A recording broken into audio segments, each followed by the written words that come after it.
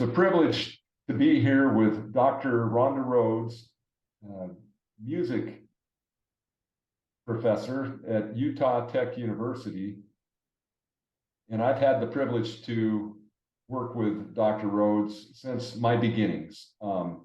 We were both teachers at Snow Canyon High School in St. George, Utah in 1994, the fall of 1994 when it opened.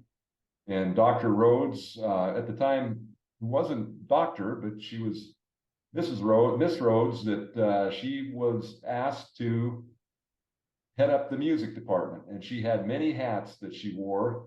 And for this teacher feature, I want to ask her a couple of the questions that led to her choosing to become a teacher and the career path that she chose to take thus far in her educational career. So thank you for being here, Dr. Rhodes, and it's just a great privilege and honor for me. I have the highest respect for you and your teaching abilities and your countless students that I've had contact with. They have only ever said wonderful things about you.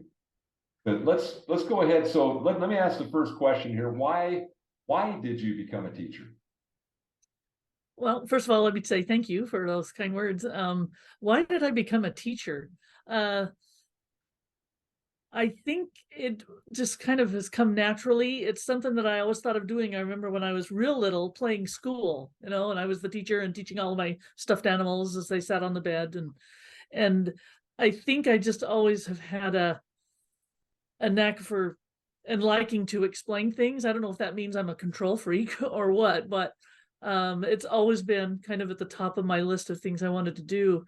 And in ninth grade, I remember the exact time and the exact place. I was in a band class after the class and talking to my teacher, and I told him I wanted to be a band director.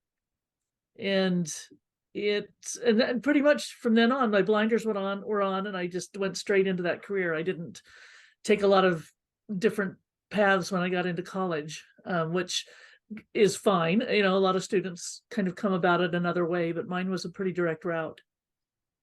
And so you, I know when you began teaching at Snow Canyon High School that you were in charge of both instrumental and vocal, weren't you at the time?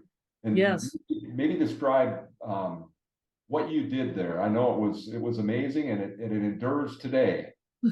Well, thanks. I could back up to when I first started teaching in public school. I taught band at Hurricane High School before I went to Snow Canyon High School, and then at Hurricane High School it included teaching band and choir there too, and also teaching some beginning band classes at some neighboring elementary schools.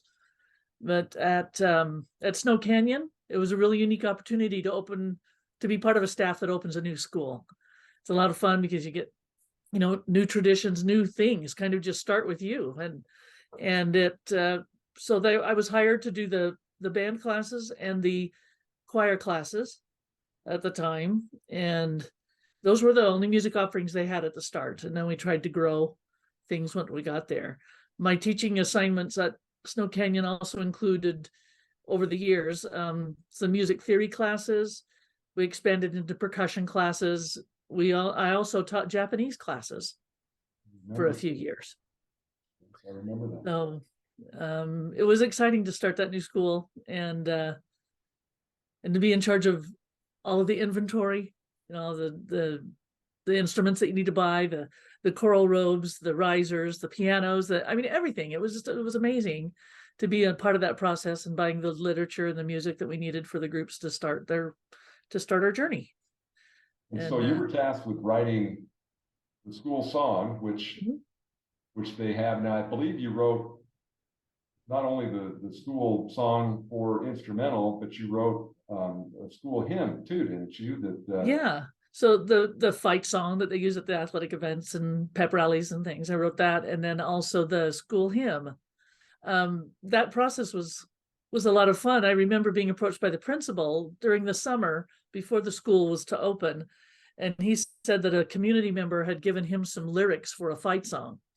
And I had already been churning in my mind some thoughts about a melody and what I'd like to do for a fight song, and it actually came together really well. I think I changed one word out of that lyric to make it fit what I had already, and so that was a lot of fun to present that to the students. And then when I was in my choir classes, that first year, by the time the commencement was going to come up, we wanted to have a school hymn for that first commencement ceremony. And so I just threw an offer out to my choir class. I says, if somebody wants to come up with some lyrics for a school hymn, I'll write the music for it.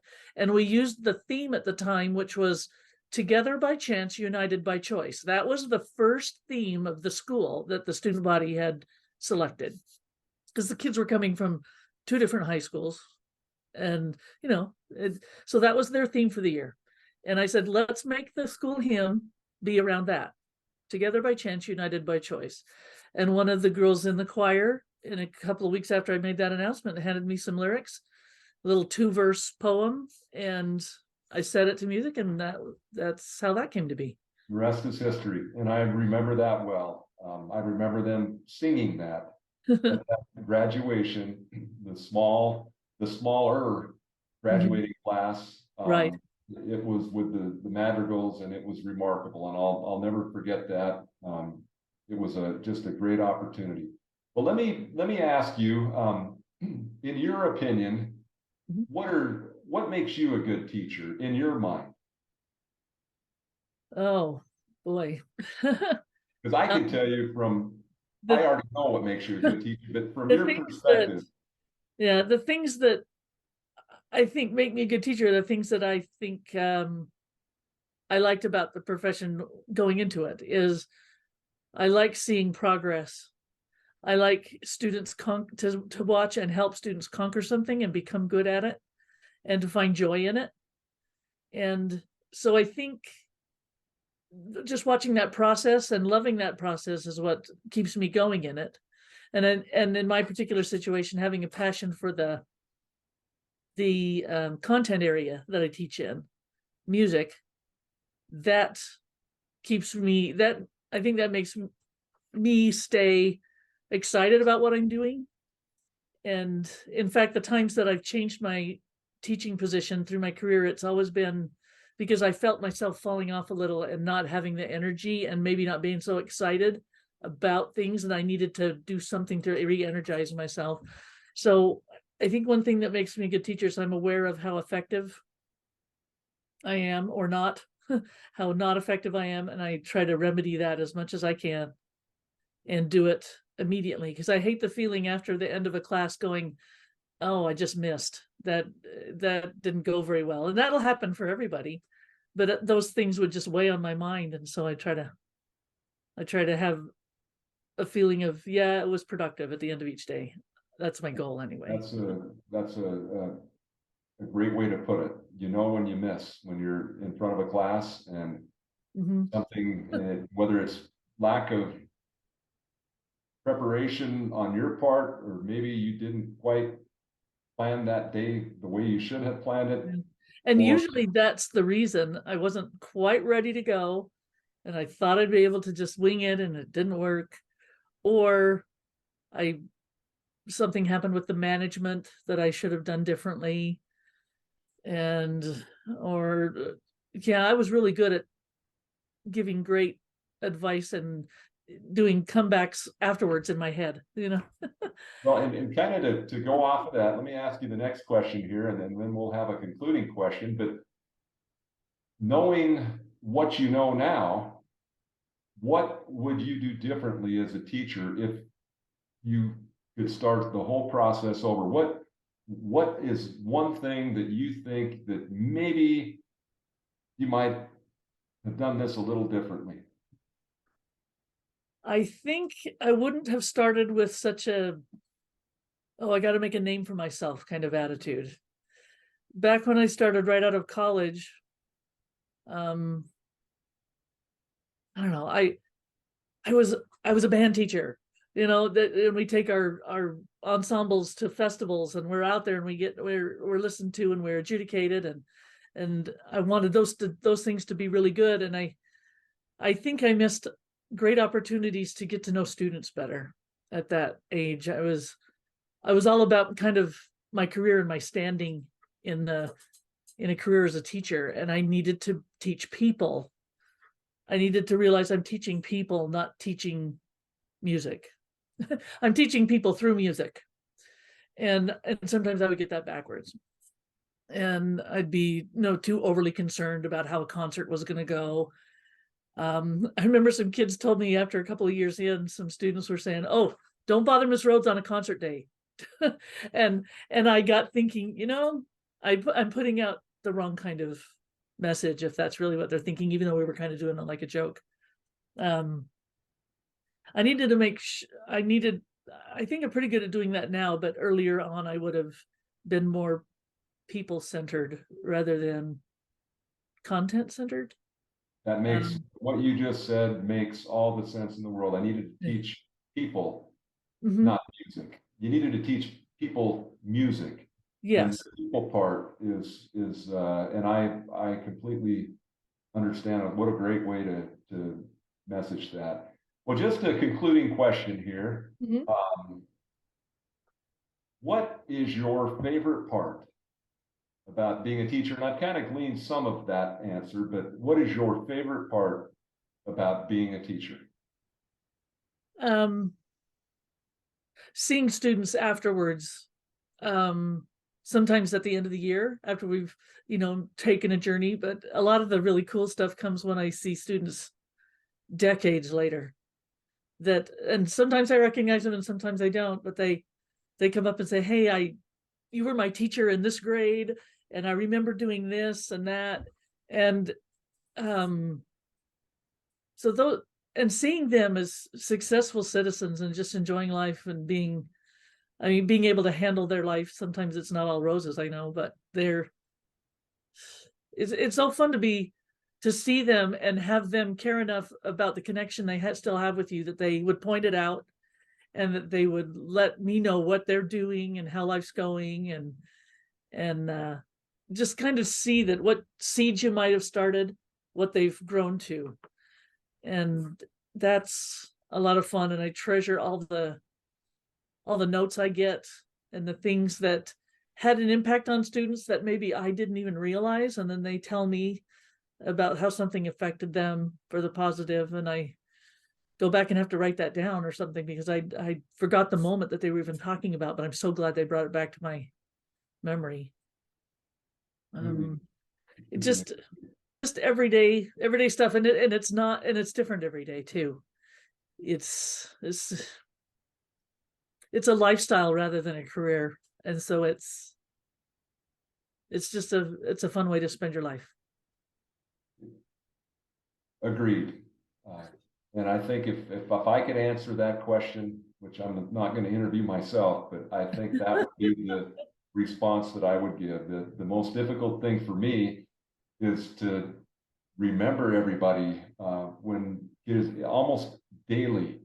And I mean that in a Mm-hmm. real sense. Almost daily, I will run into someone Mm-hmm. over the 32 plus years that I've been an educator, and they will come up to me and say, "Hey, Mr. Bart, how are you?" And start talking to you. And I remember this, or I remember this. And it's like you said, sometimes you almost have to stop and remind yourself of those moments, that those are the most fulfilling moments of this career. There's no monetary equivalent that can replace the connection you have with people. Yeah, and I yeah, what you said. I don't know what else to add. It's kind of been my mindset all my life to do this kind of thing, and so I really can't look at the world through other glasses, I guess. And but I know that all of my teachers that I had going along, they all had a role in what I'm doing now. Every one of them. My basketball coach, my third grade math teacher, whoever it was, they they all have a part in what I'm doing now. That's that's very well said. And well, Thank I want to thank you for this opportunity, and hopefully we will be able to teach some new teachers and instill in them the desire to want to follow this same career path.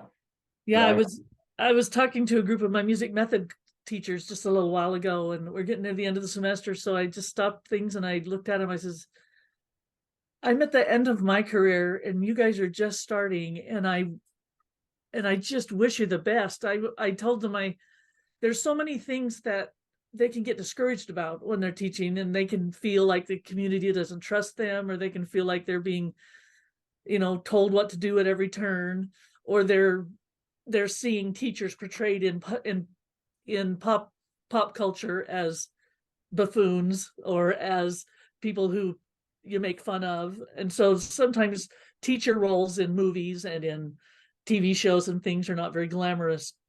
And so I look at them and I go, thank you for, wanting to take this on, because it is so critical.